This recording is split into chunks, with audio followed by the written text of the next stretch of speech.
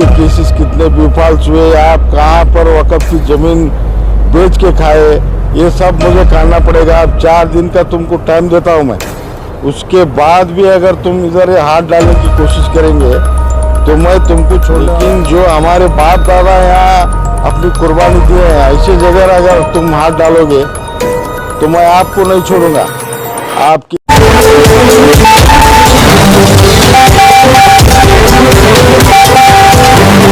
ये पिछले 8-10 दिनों से जो आलमगीर मस्जिद और बेगम रोज़ा है, उसके ताल्लुक़ से जो आपस में प्रेस के ज़रिए जो बातचीत हो रही है, वो मैं भी न्यूज़ में देखा हूँ। मुझे मालूम है ये मसला जो भी है, लेकिन आलमगीर के ताल्लुक़ से जितना मुझे मालूमात है उतनी बात मैं मीडिया के सामने बोलना ज़रूरी समझकर मैं आपके सामने आया हूँ। जमात तो 40-45 साल से बनी है, लेकिन जमात बनने से पहले मेरा इस मस्जिद से ताल्लुक़ है, क्योंकि सिकाब स्कूल में जब पानी आता था तो सिकाब स्कूल के क्लासेस आलमगीर मस्जिद के अंदर चलते थे। तो बाद में मस्जिद आबाद हुई 83-84 में। उसके बाद काफ़ी तकलीफ़ात का सामना इस जमात वालों को करना पड़ा। ये जो जमात में लोग हैं, जैसे कपिल महबूब है, अल्लाह उकली थे, हमारा भाई था रजाक मिट्टी थे, हमारा आरिफ है और इनामदार साहब हैं, ये सब लोग काफ़ी तकलीफ़ात को सामना करते हुए इस जमात को संभाल लेकर यहाँ तक आए हैं। और उसके अंदर ये बेगम रोज़ा, ये जितना भी ये आता है ये ASI का है, ये आर्कोलॉजिकल सर्वे ऑफ इंडिया में आता है। इसको जब बहुत से बड़े बड़े ऑफिसरों ने मिलकर इसकी मदद करके इसको दिल्ली तक जाकर जमात वाले और बेंगलोर सब घूमकर इसको नोटिफाई करके वक़्फ़ में डालें। तो इतना सब होने के ये थोड़े नाजुक बातें हैं जो सबके सामने नहीं बोलना चाहिए, लेकिन आज ये मजबूर होकर मैं आपको बोलना पड़ रहा है। अभी जो हुआ मसला, उसके बाद चंद दिगर हमीद मुशर्रफ साहब, शकील सुतार, हमारे अशफाक मनगुली और मैनो बिलगी, ये जो लोग, ये वक़्फ़ का जो कमेटी अप्रूवल हुआ था उसमें जो बाधा डाले हैं, वो लोग डायरेक्ट मेरा नाम लेकर बोले हैं कि उसमें मुहावरी रहने की वजह से हम अब पेंडिंग रखे हैं बोल के। तो इसलिए मैं आपको ये कहने के लिए आया हूँ कि मेरी तरफ से इस जमात वालों को तकलीफ़ नहीं होना बोल के पिछले 22 तारीख को ही मैं राजीनामा दिया हूँ इस कमेटी को। हालांकि राजीनामा देना नहीं चाहिए था, मैं पहले इस कमेटी में नहीं था। मेरे भाई के इंतकाल के बाद अल्लाह का शुक्रिया और मेटी के कहने पर मैंने हाँ बोला था। हालांकि दातरी मस्जिद का काम मैं 20 साल तक लड़कर वो जमात को पूरा हैंडओवर करके मैं वो जमात में भी नहीं हूँ, ये जमात में भी नहीं था। मैं पीछे से जो भी यहाँ काम रहता था मैं सिर्फ काम करते रहता था। तो मेरी वजह से वो डायरेक्ट बोलने के बाद मैं राजीनामा दिया हूँ। मैं राजीनामा देने के बावजूद भी अभी इनका काम चालू है, ऐसे ही दुश्मनी मेरे साथ है। आप राजीनामा तो मैं दिया हूँ, फिर जमात वालों के साथ आपका क्या है?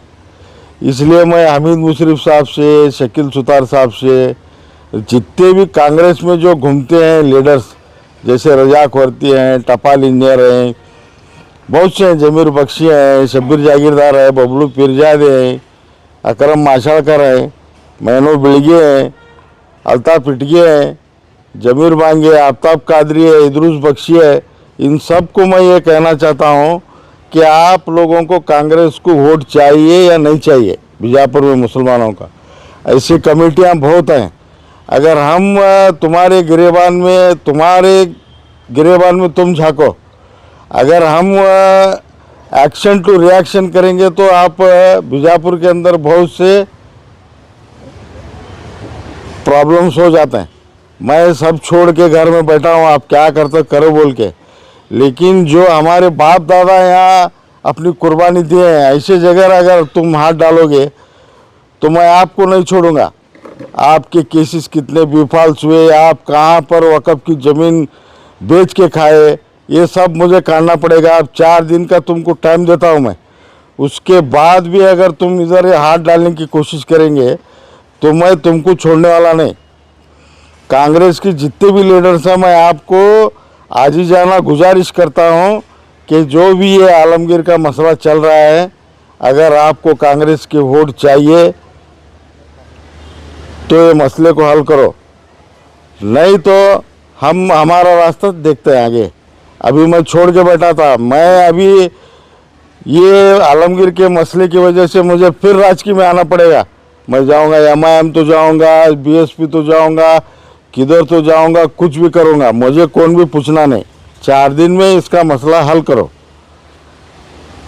जितने भी आप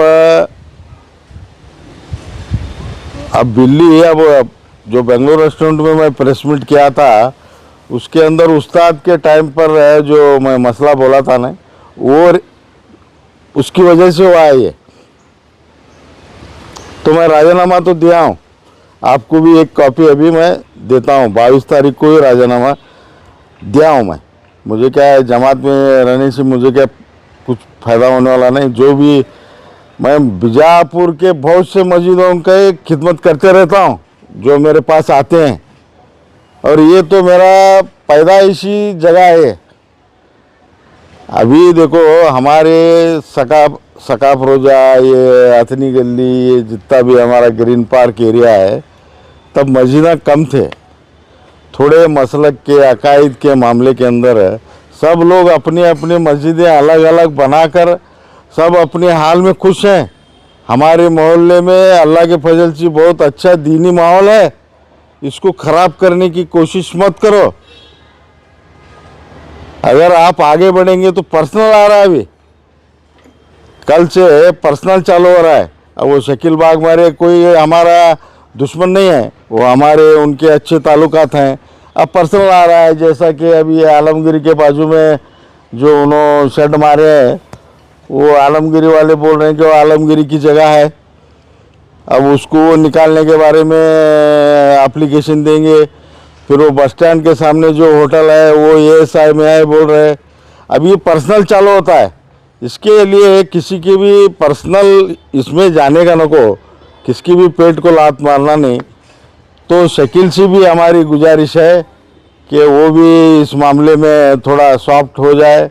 जमात वालों से भी हमारी गुजारिश है कि पर्सनल मत जाए, वो भी हमारा ही लड़का है। कोई गलती इत्तेफाक से हो जाती है, आपस में बैठ के मसला हल कर लो, इतना मैं कहना चाहता हूँ। ಸರ್, ಈಗ ಇಷ್ಟು ದಿವಸದಿಂದ ಧ್ವನಿ ಎತ್ತಿಲ್ಲ ಆಲಮಗಿರಿ ವಿಷಯವಾಗಿ, ಯಾರು ಹೇಳ್ತಿದ್ದಾರೆ ಧ್ವನಿ ಎತ್ತಿಲ್ಲ. ಈಗ 8 ದಿವಸದಿಂದ ಯಾಕೆ ವಿಚಾರ ಬರ್ತಿದ್ದು? ಸುಮಾರು 40-50 ವರ್ಷದಿಂದ ಈ ಜಮಾತದ ಏನು ಜನ ಅದಾರ ಅವರೆಲ್ಲ ಕೈಲಿ ದುಡ್ಡು ಹಾಕಿ ಎಲ್ಲ ಮಾಡ್ಯಾರ. ನಾನು ಸ್ವತಃ ಕೈಲಿ ದುಡ್ಡು ಹಾಕೀನಿ. ಆ ಮಸೂತಿಯಾಗ ಮದರ್ಸಾ ಇತ್ತು ಮೊದಲು, ಆಮ್ಯಾಗ ಇಲ್ಲಿ ನಮ್ಮ ತಮ್ಮ ಕರಾಟೆ ಬ್ಲ್ಯಾಕ್ ಬೆಲ್ಟ್ ಅವ, ತಮ್ಮ ಗೆಳೆಯರಿಗೆ 3 ಮಂದಿ ಕರ್ಕೊಂಡು ಇಲ್ಲಿ ಮೂಲ್ಯಾಗ ಆ 35 ವರ್ಷ 40 ವರ್ಷ ಹಿಂದೆ ನಾ ಶಾಬಾದಿಂದ 2 ಲೋಡ್ ಫರ್ಸಿ ತರಿಸಿ ಇಲ್ಲೇ ಕರಾಟೆ ಕ್ಲಾಸ್ ನಡೀತಿತ್ತು. ಬಿಜಾಪುರದಾಗ ಫಸ್ಟ್ ಮದರ್ಸಾ ಇಲ್ಲಿ, ಆಮ್ಯಾಗ ಕುರ್ಬಾನಿ ಇಲ್ಲೇ ಕೊಡ್ತಿದ್ರು. ಆಮ್ಯಾಗ ರೋಜಾ ಊಟ ಮಾಡೋದು ಬಿಜಾಪುರದಾಗ ಚಾಲೂ ಆಗಿದ್ದೇ ಆಲಮಗಿರಿ ಶಾದಿ ಮಹಲ್ದಾಗ. ಯಾರು ನೋಡ್ಯಾರ, ಇವು ಹುಟ್ಟಿದ್ದಿಲ್ಲ ಇವರೆಲ್ಲ.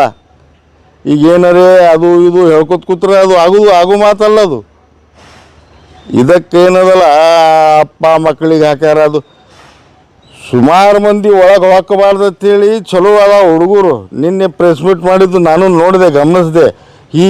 They are very capable for the Alamgiri Shadi Mahal to maintain the day to do affairs of the Jamaat.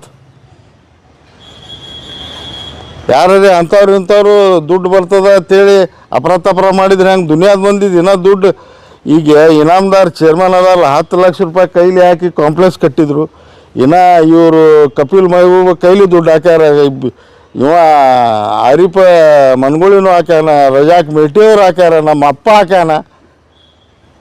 ಯಾರು ನೋಡಕ್ಕೆ ಬಂದಿದ್ರಿ ನಾವು? ಈಗ ಬಂದಿದ್ದು ಸಮಸ್ಯೆ ನಮ್ಮಿಂದ, ನಾ ಅಂತೂ ರಾಜೀನಾಮೆ ಕೊಟ್ಟೀನಿ. ಈಗ ಇನ್ನು ಮುಂದೆ ನೀವು ಕಮಿಟಿಯವ್ರಿಗೆ ಏನಾರೇ ಕಾಡಿದ್ರೆ ನಾನು ನಿಮ್ಮ ಪರ್ಸನಲ್ ತೆಗಿಬೇಕಾಗ್ತದೆ. ಬಿಜಾಪುರ್ನಾಗ ಭಾಳ ಸೂಕ್ಷ್ಮ ಪ್ಲೇಸಸ್ ಅದಾವೆ.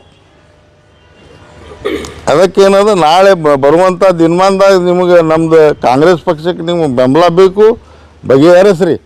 ನಾ ಹಮೀದ್ ಮುಷ್ರಿಫ್ಗೆ ಕಳಕಳಿ ಮನವಿ ಮಾಡ್ತೀನಿ. ನಮ್ಮ ಜಮಾತ್ದವರು ಮೊನ್ನೆ ಎಂ ಬಿ ಪಾಟೀಲ್ ಹೋಗಿ ಭೇಟಿಯಾಗಿ ಅವ್ರಿಗೆಲ್ಲ ಡಿಟೇಲ್ ಏನೇನದ ಹೇಳ್ಯಾರ. ಹೇಳಿದ ಮ್ಯಾಗ ಅವರು ಹಮೀದ್ ಮುಷ್ರಿಫ್ ಅವ್ರಿಗೆ ಹೇಳ್ಯಾರ, ಅದು ಏನದ ನೋಡಪ್ಪ ಬಗೆಹರಿಸು, ಬರೀ ಇಂಥವೆಲ್ಲ ಕೆಲಸ ಮಾಡ್ಕೊತ ಹೋಗ್ಬೇಡ್ರಿ ಅಂತೇಳಿ. ಮತ್ತು ಹಮೀದ್ ಮುಷ್ರಿಫ್ ಅವ್ರ ಮ್ಯಾಗ ನಮಗೆ ವಿಶ್ವಾಸ ಅದ. ಅವರು ಏನು ಬಳಗದ, ಶಕೀಲ್ ಸುತಾರ್ ಅದಾರ, ಮೈನು ಬೆಳಿಗ್ಗೆ ಅದಾರ, ಅವರು ಇವರು ನಮಗೆ ಅಶ್ಫಾಕ್ ಮನ್ಗುಳಿ, ಇವರು ಸೋಮೋಟೋ ಕಾಂಗ್ರೆಸ್ದಾಗ ಏನು ನಾಯಕರ ಎಸ್ ಎಂ ಪಾಟೀಲ್ ಗಣ್ಯಾರ ಅದಾರ, ಎಂ ಸಿ ಮುಲ್ಲಾ ಅದಾರ. ಇವರೆಲ್ಲರೂ ಇದರ ಕಡೆ ಗಮನ ಕೊಡಬೇಕಂತೇಳಿ ಕಳ್ಕಳಿ ಮನವಿ ಮಾಡ್ತೀನಿ. सर आप ये कह रहे हैं कि आपकी वजह से ही इस कमेटी को टारगेट किया गया है, लेकिन जबकि शकील बाग मारे आरटीआई में डालकर बात कर रहा, उन्होंने पूरे डॉक्यूमेंट्स भी निकाले वहाँ पर। हाँ, कमेटी का क्या रिनोल हुआ है, नहीं हुआ है? बाग मारे एक मोहरा है, खेल किसी और का है.